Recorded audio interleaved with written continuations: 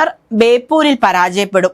പറഞ്ഞിരിക്കുന്നത് മറ്റാരുമല്ല, അൻവറിന്റെ പാർട്ടിയിലെ തന്നെ സംസ്ഥാന കോർഡിനേറ്റർ പ്രസീത അഴീക്കോടാണ്. അൻവർ ബേപ്പൂരിൽ ജയിക്കില്ലെന്ന് പറയുക മാത്രമല്ല, തന്റെ സ്ഥാനം രാജിവെക്കുകയും ചെയ്തിരിക്കുകയാണ് പ്രസീത.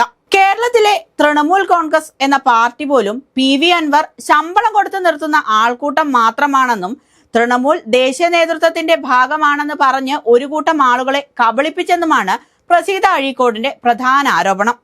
മാത്രമല്ല, അൻവറിനെ കണക്കിന് വിമർശിക്കാനും പ്രസീത മടി കാണിച്ചില്ലെന്നത് എടുത്തു പറയേണ്ട കാര്യമാണ്.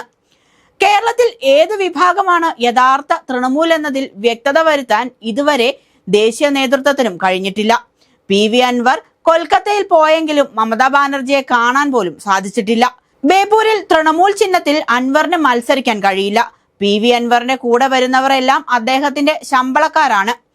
മതേതര ബോധം ഉള്ളവർക്ക് PV അൻവറിനൊപ്പം നിൽക്കാൻ ആകില്ലെന്ന് പറയുന്ന പ്രസീത അൻവർ ബേപ്പൂരിൽ തോൽക്കുമെന്നും ഉറപ്പിച്ചു പറയുന്നു.